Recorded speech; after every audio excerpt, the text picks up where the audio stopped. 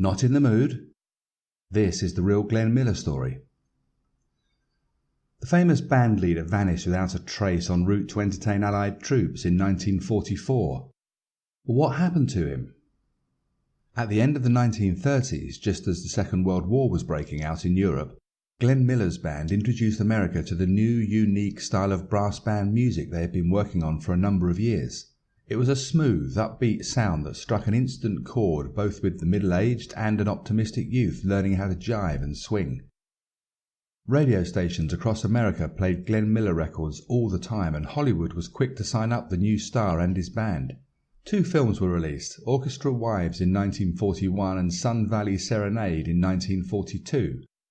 The Glenn Miller Orchestra were the Beatles of their generation, or for younger readers, Oasis.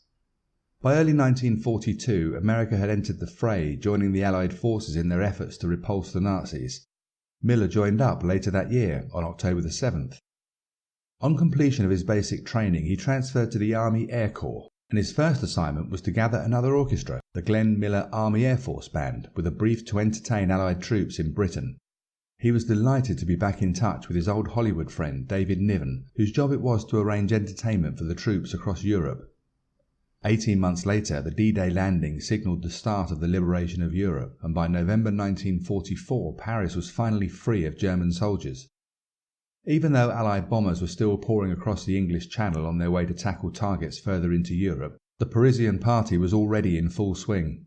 David Niven organised a 6-week tour for the Glenn Miller Band that was to begin in the French capital on the 16th of December 1944. The band were due to arrive on the 16th, but Miller wanted to travel a few days early to attend what he called a social engagement. Arrangements were duly made for him to fly from the airfield at Twinford Farm near Bedford in a small American-built propeller-driven craft called the Nordian Norseman that would be piloted by John R. Morgan.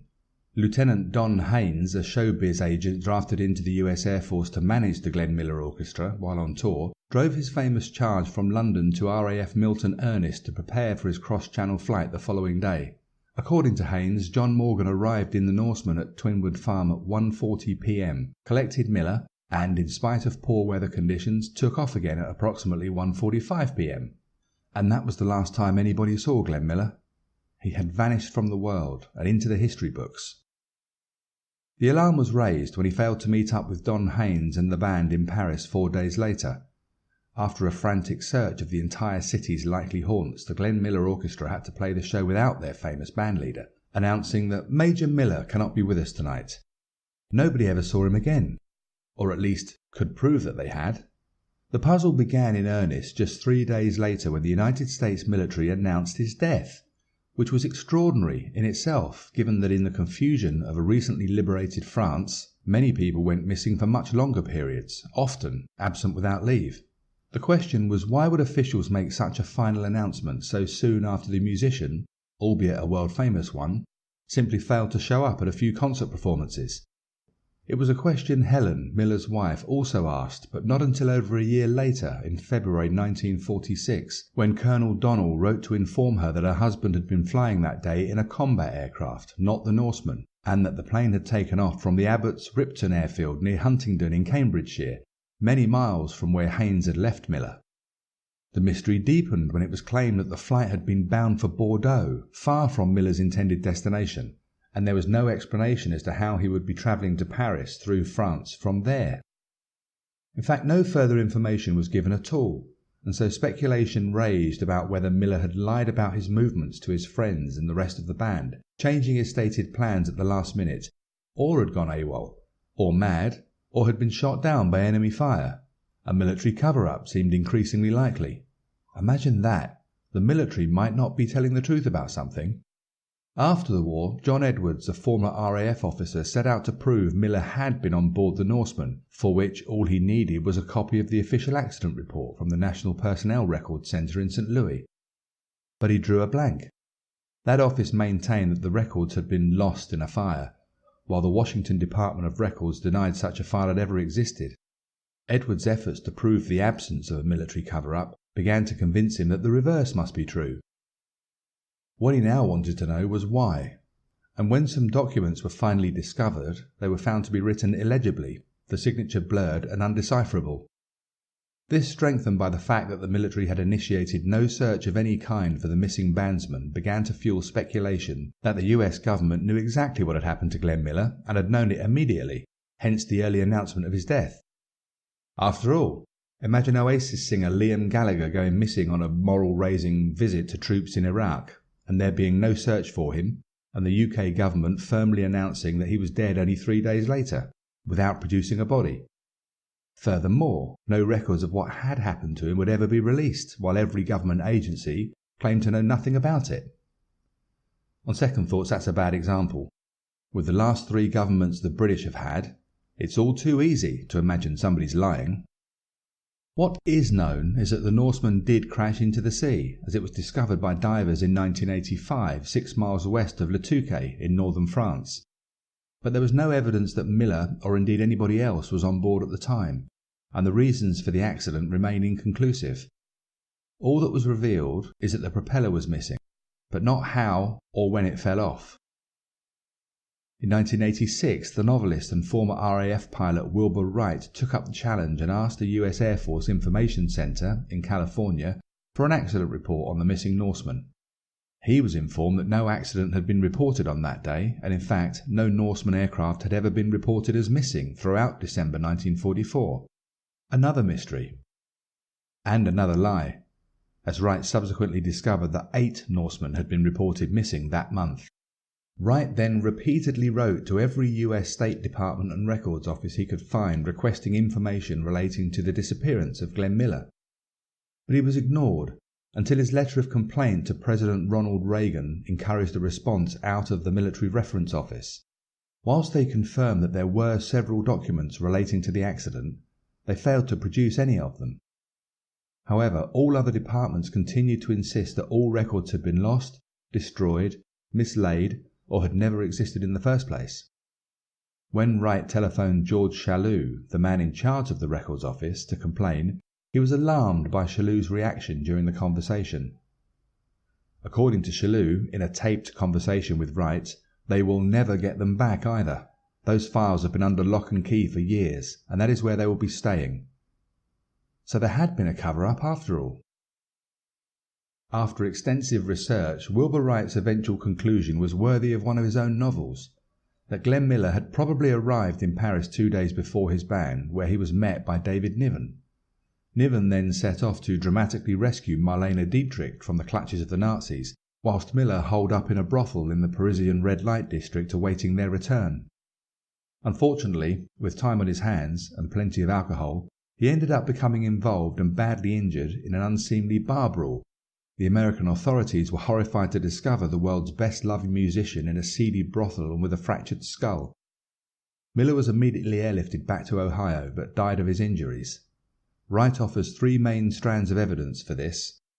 The first is based on the fact that David Niven makes no mention of Miller in his autobiography, The Moon's a Balloon, published in 1971, despite the pair knowing each other well. Wright sees this as indicating Niven's awareness of the incident and his decision, for the sake of good grace and the Miller family honour, never to mention it again. Indeed, Niven never did mention the name Glenn Miller to anybody again, neither his biographer, Sheridan Morley, or even his second wife.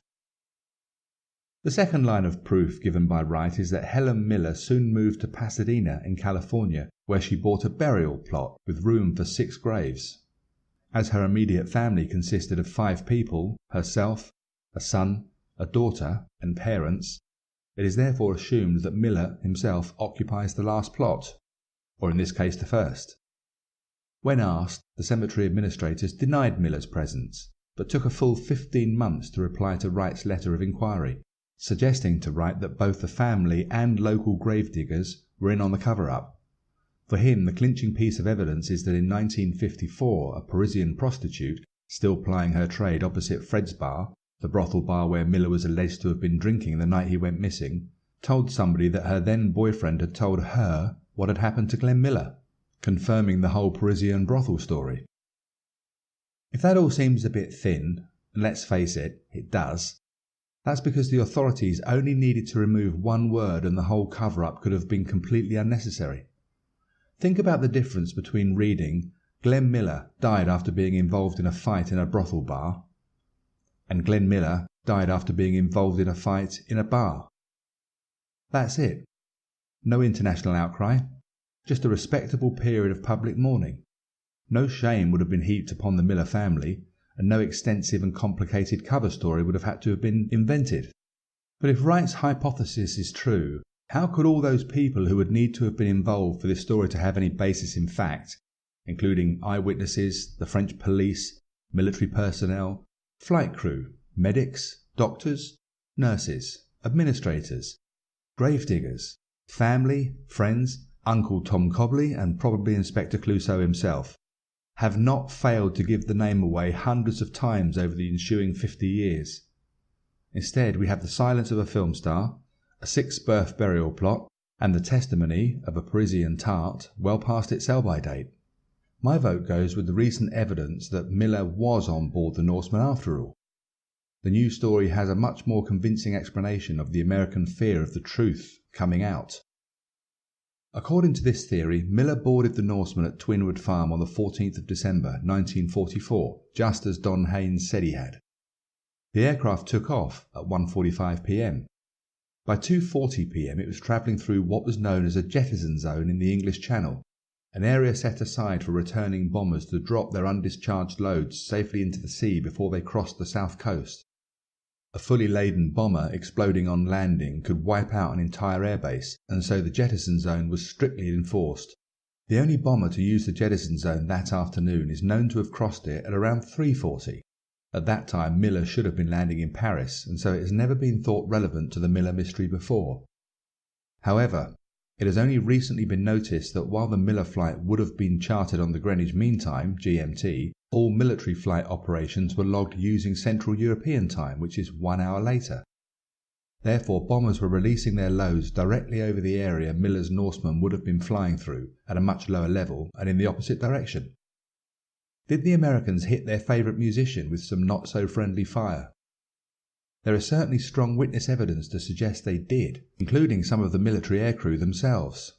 Fred Shaw, a navigator in one of the bombers, claimed, in an interview for an amateur film, that he saw the bombs his aircraft jettisoned strike a small plane beneath him. According to Shaw, I have never seen a bombing before, so I crawled out from my navigator seat and put my head up into the observation blister. I saw a small high-winged monoplane, a Nordian Norseman, underneath us. Mr. Shaw claims he didn't make any connection to the disappearance of Glenn Miller until he saw the Glenn Miller story in 1956. "There is a kite down there," I told the rear gunner. "There's a kite gone in," Shaw continued. He then replied, "Yeah, I saw it too." At the time, authorities had dismissed his claims as a publicity-seeking exercise, but Shaw remained adamant he had seen the small plane spiral out of control as a result of being hit by one of his bombs. In a sworn statement given on 10th of April 1999, Fred W. Atkinson, Jr., a member of the 320th Air Transport Squadron responsible for taking Miller to Paris, stated the following. You will recall in the movie, The Glenn Miller Story, the letter that Glenn Miller wrote to his wife the day he expressed the feeling that he might not be seen again. Given the weather conditions and the type of aircraft, that was a realistic probability. Several days after our plane left London, we were notified that an aircraft that might be ours had crashed on the coast of France and that the occupants were dead. We dispatched a plane to that location, and the aircraft and the bodies of our pilots were identified. The crew also said that the other body was definitely that of Glenn Miller. They said there were identification papers and dog tags on his body. Our second crew that was in London at the time verified they had witnessed Glenn Miller and our two pilots board the aircraft and depart Twinning Farm. I recall the papers being processed to salvage the aircraft and report the death of our pilots on the squadron morning report. This report was turned in on a daily basis and notes the changes in status of all personnel as they occur. We hadn't experienced any deaths in our squadron until this time, and this was a double whammy because of the loss of our pilots and the loss to the US Armed Forces of probably the greatest morale booster, along with Bob Hope, that we all loved. The flight logbook of another airman, Derek Thurman, appeared to corroborate the claim. The bomber, aimed down in the nose, saw an aircraft and remarked on it. The navigator shot out of his seat to have a look through a side blister window, and he saw it sort of whip by. Then the rear gunner said, it's gone in, sort of flipped over and it went in. Whether it was brought down by the blast from one of the bombs or if it was actually hit is anybody's guess, really. These three reports, all from independent sources, are consistent in the detail they provide. The idea that a small aircraft could have been hit or damaged by an explosion nearby, thus causing its pilot to ditch it onto the beach, breaking its propeller off, is not so far-fetched. And if so, the idea that the American military may have recovered the bodies and then dragged the remains of the aircraft back into the sea and created a cover story is a racing certainty. It tends to be the case that it is the first information to emerge from a suspicious incident, such as the Miller mystery, that is the most accurate and reliable, especially where governments are concerned and militaries, because they wouldn't have had time to make up a story to suit their purposes. For my money, Miller was accidentally shot down by the very military he was travelling to Europe to entertain. The Miller family were told the truth, which explains the sixth burial plot, and in return for their patriotism in never speaking publicly of the incident, were handsomely compensated for their loss. David Niven, on the other hand, was warned he would never work in Hollywood again if he mentioned the matter to anybody. And so he didn't. And the French prostitute, well, she was probably looking to sell a story for enough francs to buy a new horsewhip and a couple of cheap bottles of Beaujolais. It is hard to conceive of a more ridiculous story than the idea of Glenn Miller was beaten up in a Parisian bordello and died of his injuries, accidentally shot down in a jettison zone by friendly fire, which was then covered up by the military and the American government, is far more likely.